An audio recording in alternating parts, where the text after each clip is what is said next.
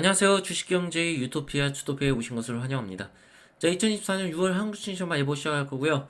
자, 오늘 같은 경우는 이제 어제 발표된 고용 지표를 보면서 한국 시장이 어떻게 이제 흘러갈지 이거에 대해서 이제 여러분들 말씀을 드릴 텐데, 일단 제목을 보셔도 알겠지만 제가 처음부터 말씀을 드렸지만 6월에 반드시 고점 돌파를 해야 됩니다. 증시가. 이 고점 돌파를 하지 못하면 어떤 현상이 일어날 수 있는지 오늘 한번 체크를 해보도록 하고요. 지금 시장이 뭐라고 이렇게 예측을 하기가 사실상 좀 어려운 시장입니다. 일단은 긍정적으로 봐야 되는 건 사실이지만 상황을 좀 지켜보고 제가 봤을 때는 일단 6월 중순 다음 주에 있을 이 FOMC 회의와 미국 연준의 그 다음에 CPI를 확인한 뒤에 시장을 판단을 확실히 해야 될 것 같습니다. 6월 시장을. 그래서 어쨌든 이 흐린 날씨 이 부분을 지금 어떻게 해소할 수 있는 그런 요인들이 나오고 있지 않다는 걸 다시 한번 말씀드리면서 시작하도록 하겠습니다. 자, 구독과 좋아요 알림 설정은 무조건 하셔야겠죠? 자, 미국의 5월 비농업 고용이 27만 2천 건 깜짝 증가했다. 전망치 크게 상회했다라는 기사입니다, 여러분. 자, 이 이제 금요일 날 발표될 고용 지표가 사실상 이제 진짜라고 생각하시면 됩니다. 그 전에 발표됐던 것들은 어떤 민간 업체들이 미리 예상을 해서 이렇게 발표를 하는 건데 그것들과의 어떤 괴리율이 차이가 너무 심했다.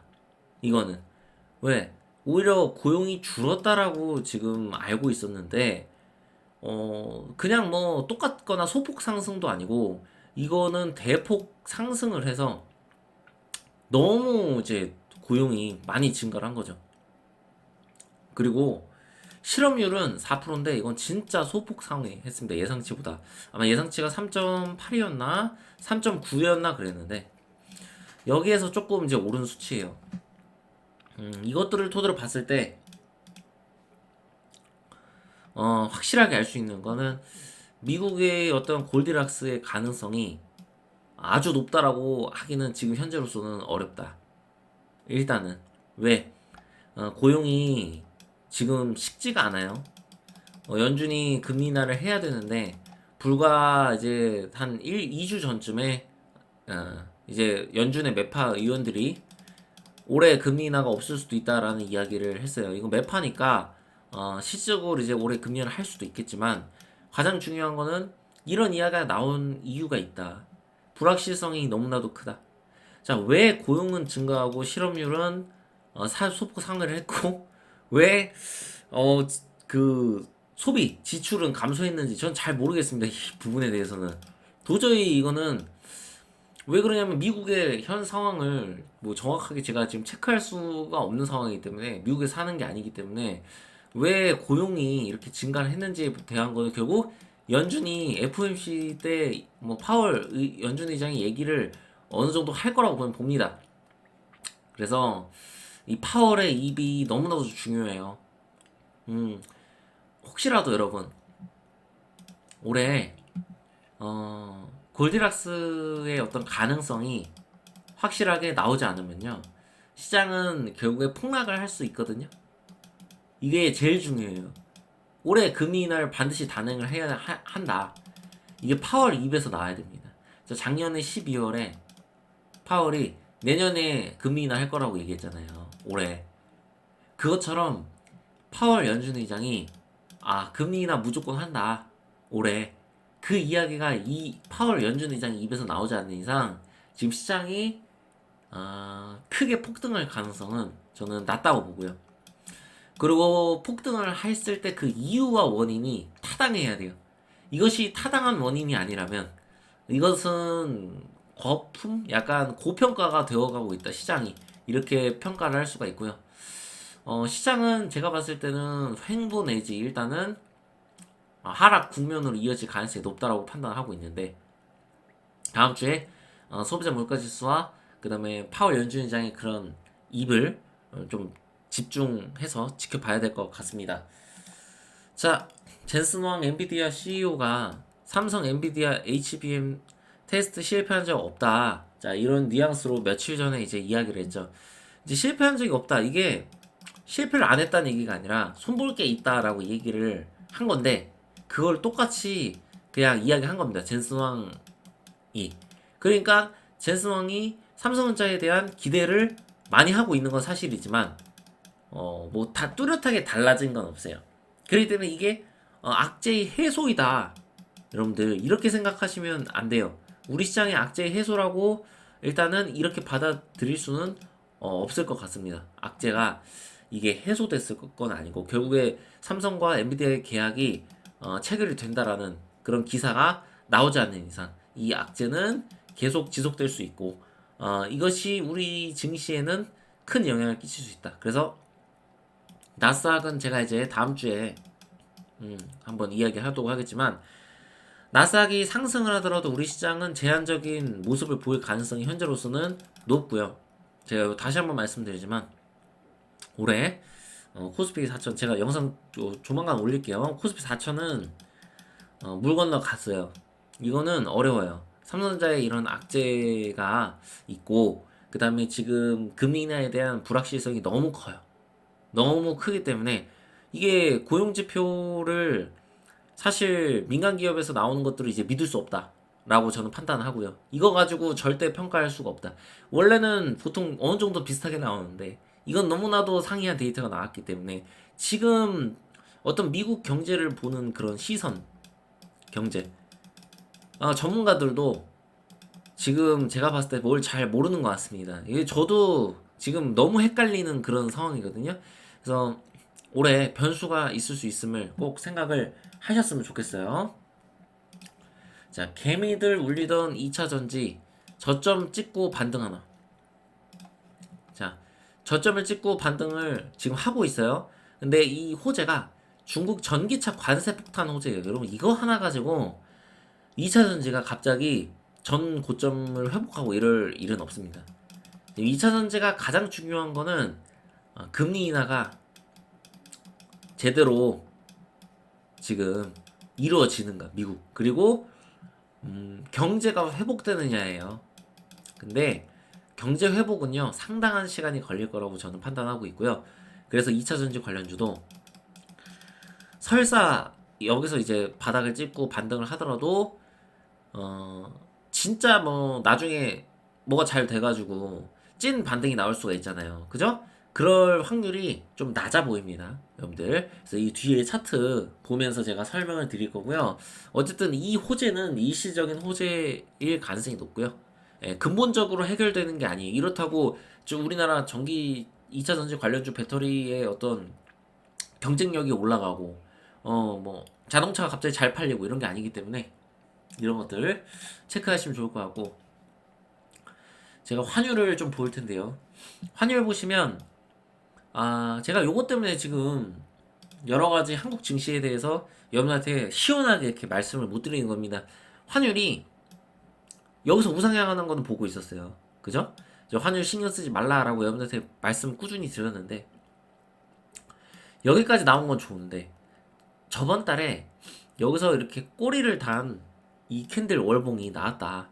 이게 너무나도 불편해요. 이거는 환율이 더 튈 수 있는 가능성이 생긴다라는 거거든요. 여기서 환율이 만약에 안정화가 된다는 얘기는 결국 미국이 연준이 금리 인하를 한다는 이야기고 골디락스로 가는 그런 상황이 연출이 된다라는 것을 뜻할 수 있겠죠.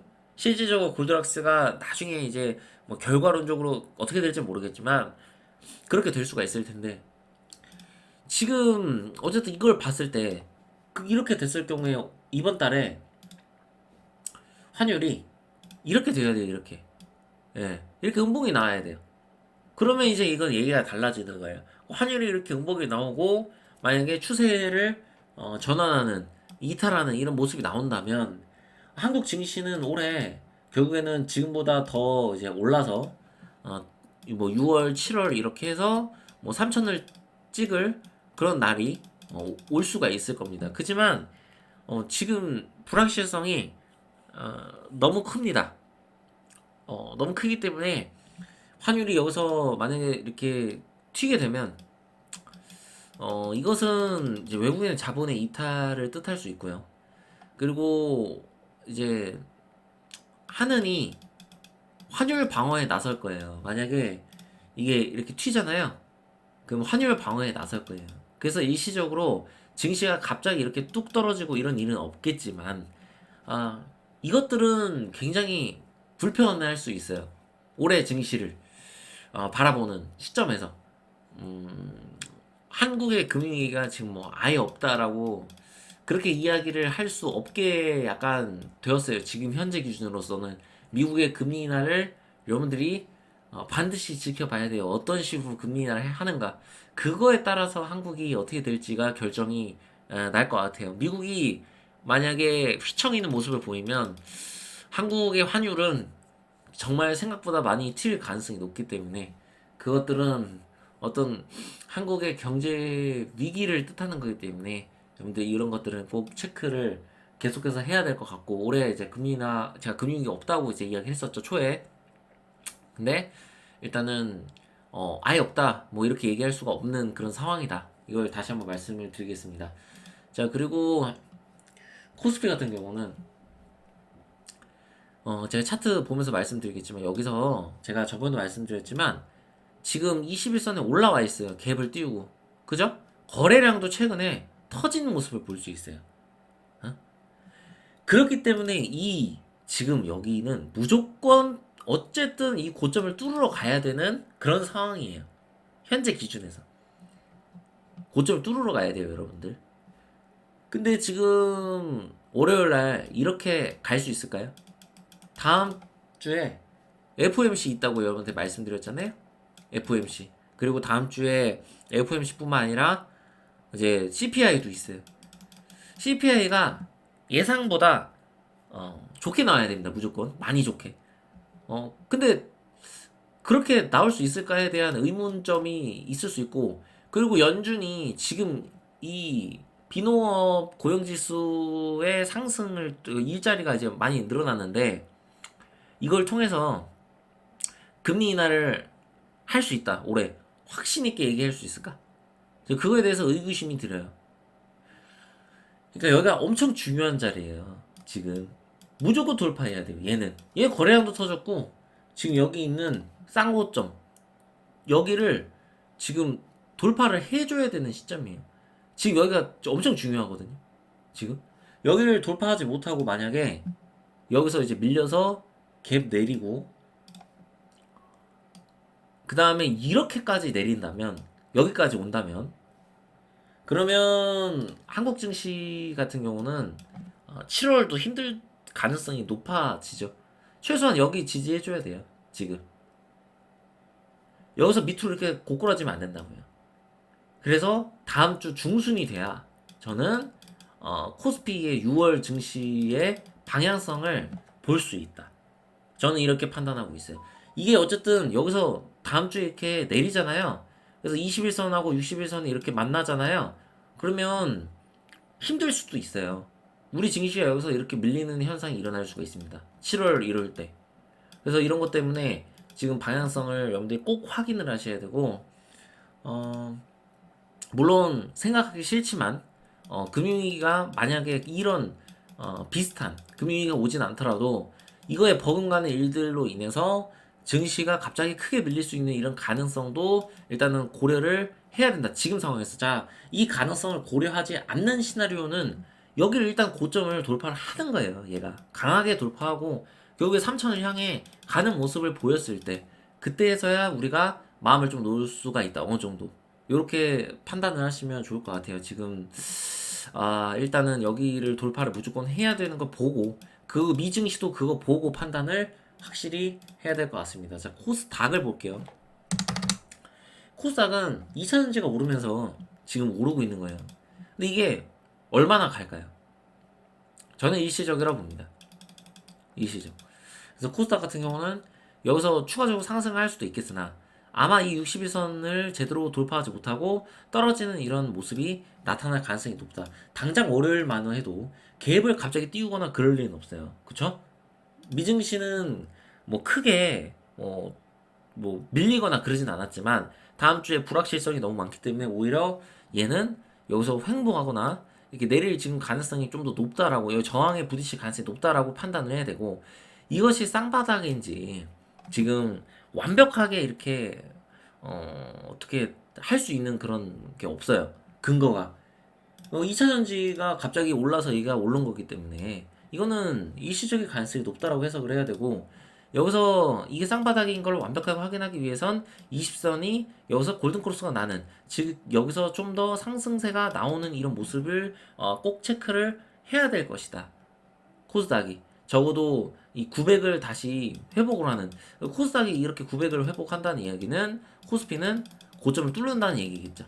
그래서 요것을 여러분들이 6월에 꼭 지켜 일단은 보셔야 되고, 예측하기 힘든 그런 지금 시장입니다. 그래서 중순에 제가 좀 확실하게 방향성을 말씀을 드리도록 할 거고, 삼성전자 보고 끝내도록 하겠습니다. 예코프로도 한번 볼게요. 삼성전자랑 삼성전자는 여러분 최근에 외인의 수급이 들어왔어요.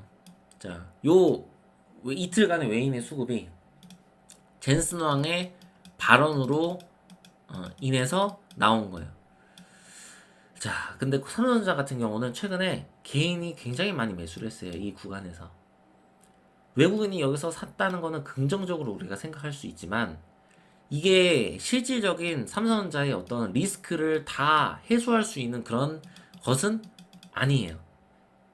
그리고 차트로도 지금 삼성전자가 이렇게 데드크로스가 난 다음에 여기서 지금 음봉으로 이렇게 눌리는 모습, 월요일날 얘가 과연 오를 수 있을까? 제가 봤을 때 절대 저는 어렵다고 보거든요. 어떤 호재가 나오지 않는 이상. 근데 호재가 나올 수도 있겠죠. 그래서 그거를 꼭 지켜봐야 돼요. 여기서 삼성자가 여기 뚫지 못하고 이 구간을 밀린다면 이 전저점을 테스트하러 갈 수가 있다. 이거를 여러분들 꼭 생각을 하셔야 돼요. 여기서 반드시 이렇게 장대 양봉으로 뚫고 8만을 넘어서 이 구간을 일단 넘어줘야 돼요. 1차적으로.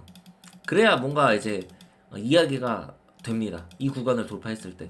이 구간을 돌파하지 못한다면 지금 삼성전자 같은 경우는 우하향할 수 있는 이런 위험성이 존재하기 때문에, 삼성전자가 이런 상황이 나온다면 안타깝지만 한국 증시는 좋지 않은 상황이 나오겠죠. 그래서 삼성전자의 이런 악재가 해소되지 않았다는 거, 이걸 여러분들이 꼭 생각을 하셨으면 좋겠고요. 그리고 일단 여기 에코프로 보고 끝내도록 하겠습니다. 자, 에코프로 이제 머티가 대장 역할을 하면서 지금 후발주자로 이렇게 올라가고 있는 모습인데, 얘가 추가적으로 이게 상승이 나오더라도 지금 여기서 120선을 크게 돌파한 다음에 이렇게 갈 가능성이 현재로서 아주 높진 않다. 그리고 설사 이런 현상이 나오더라도 이것이 추세의 전환은 아니다. 이 구간을 결국에는 돌파를 해야 된다. 여기까지는 갈 길이 너무 멀다. 추가적으로 나올 호재가 무엇이 있겠느냐. 그것을 체크를 하지 않으면 지금 2차전지 관련주를 건드려야 되진 않습니다. 왜? 여기서 이렇게 맞고 떨어지는 심각한 현상이 일어날 수 있기 때문에, 이럴 경우에는 우하향이 확정적이 될 수 있고, 우하향 시 2차전지 미래는 점점 불투명하게 되고, 그것이 코스닥의 상승을 제한할 수가 있기 때문에 이런 것들을 꼭 여러분들이 생각하시고, 6월 시장이 굉장히 호락호락하지 않은 것 같습니다. 올해 증시 중에서 가장 제가 그 예측을 하기가 좀 힘들지 않나 이렇게 지금 생각이 들고, 다음 주 중순에 발표되는 지표들 확인하고 추세 확인하고 그때 나머지 이제 6월 증시 전망을 확실히 하도록 하겠습니다. 왜냐면 제가 생각을 해봤는데 이 6월 증시는 제가 이제 지금 당장 예측을 할 수 없기 때문에 여러분들한테 이렇게 말씀을 이렇게 드리는 거예요. 여러분도 그래서 제가 흐린 날씨를 그렇게 표현했던 것처럼 지금 관망의 자세로 시장을 그렇게 보시면 좋을 것 같습니다. 자, 구독과 좋아요, 알림 설정 꼭 하셔야겠죠. 주식경제 유토피아 주토피아였습니다. 감사합니다.